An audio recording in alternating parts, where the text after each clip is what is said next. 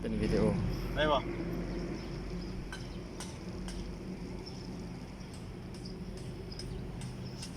มันเลี้ยมใหม่แล้วอ่ะกลับละสงสารไม่รู้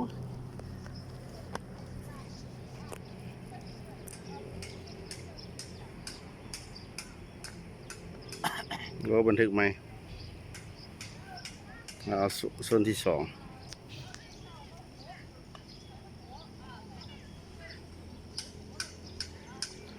อันนี้ก็คือวิวจากข้างเทิงเนาะสันสีให้เบิ่งมุมสูงของวัดเชียงควรหลายคนก็คือสิได้มาเบิ่งมาเห็นแล้วเนาะแต่ว่าก็อยากให้เห็นอีก ลงไปลุมแล้ว ลงแล้วบ่ปุ่น อยู่ลุมหมุนทีมงาน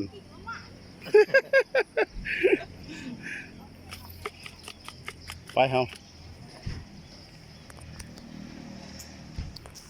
เมื่อกี้นี่เฮาขึ้นบ่นี่เฮาสิลงเนาะโอ้เขาสิขึ้นไปทางมึงเขาสิขึ้นบ่ได้หรอกบ่มีใครให้ขึ้นเนาะ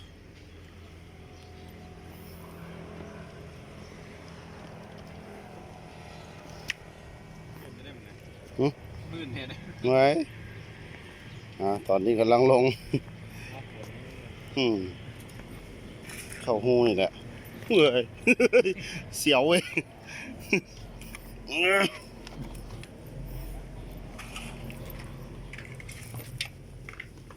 ตอนขึ้นก็ว่าขึ้นตอนลงก็รู้สึกขาสั่น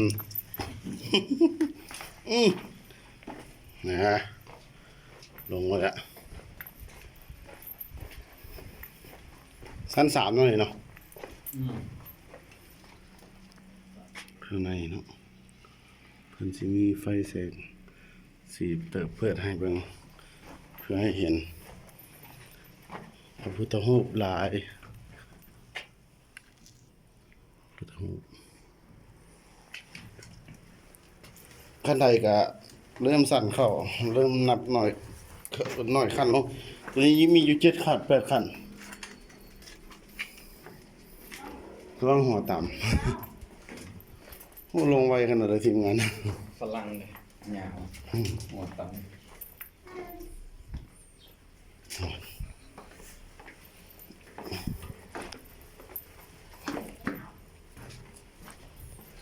รู้สึกว่าฮอตพื้นเลย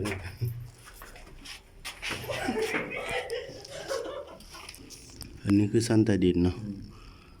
มีเป็นรูปหลายแบบหลายยาวเป็นรูปนอนคว่ำนอนหงายรูปกะโหลกกะเลกก็สิมีความหมายของแต่ละรูปปั้นเนาะแต่เราบ่รู้จักความหมาย เพราะบ่ได้มากับไกด์ท่องเที่ยวเพิ่นตอนนี้เราออกละออกจากปากล่าหูแล้ว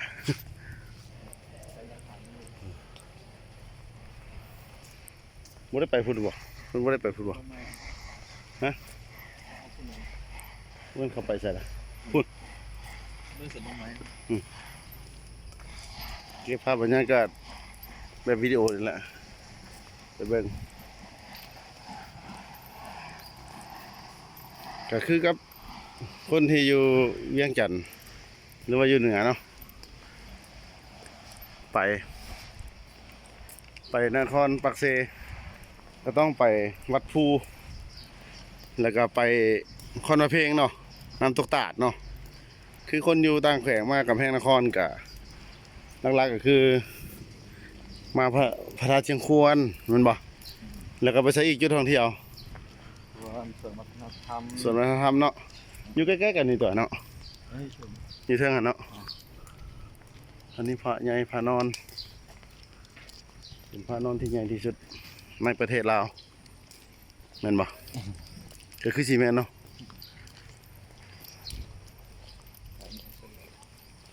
เบิกสวนดอกไม้ลุม มาพี่เด้อส่วนดอกไม้เด้อ นี่เป็นพระที่ใหญ่ที่สุดในประเทศกับอะไร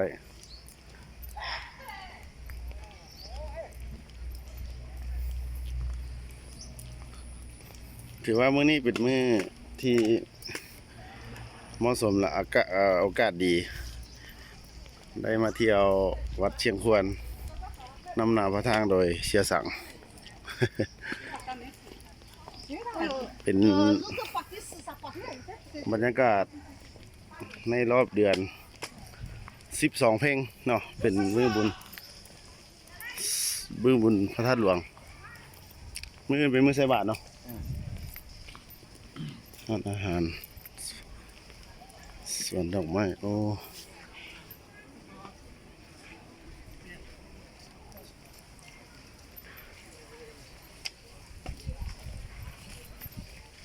ไม่ได้เอาขากล้องมานำเลย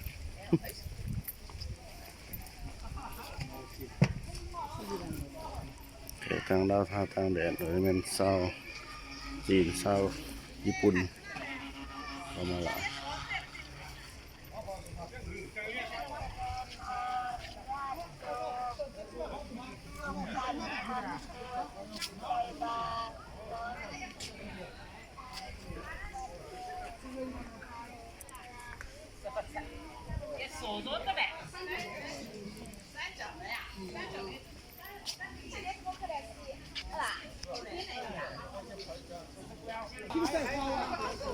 ใช่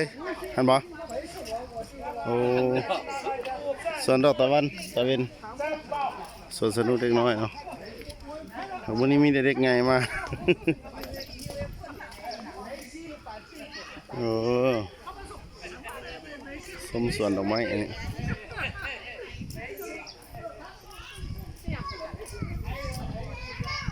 เอาเป็นสร้างภาพจับแบบนี้บันทึกอยู่ครับวันนี้เราได้มาฮอดวัดเชียงควรเนาะที่ตอนนี้ก็มาสวนดอกไม้เนาะสิพาไปเบิ่งสวนดอกไม้ที่วัดเชียงควรตอนนี้สวนดอกไม้ก็กำลังใหญ่กำลังเป็นดอกไม่ใหญ่น้ำหมดทันรู้สึกว่ามันได้แก้วันนั้นท่านเป็นนักท่องเที่ยวเป็นมาหลายมาไวกว่าดอกไม้ใหญ่เนาะอันนี้คือสวนเชียงควรต้อนรับสู่ความเพลินสำหรับเด็กน้อยอันนี้สำหรับเด็กน้อยเท่าผู้เฒ่าผู้ใหญ่มา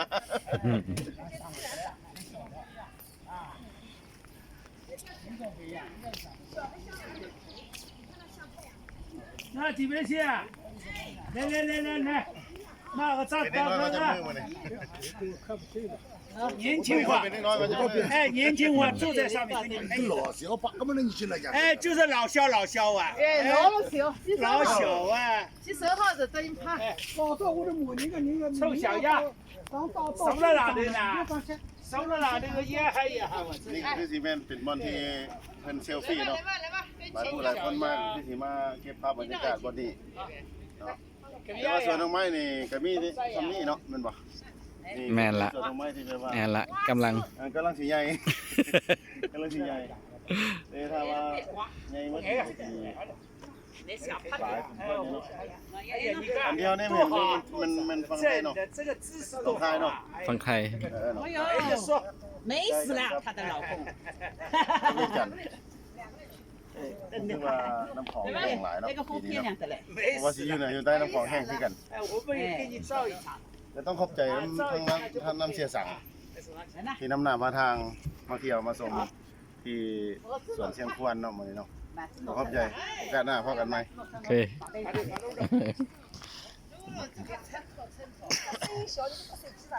นี่คือเสียใหญ่ใจดีเสียสั่ง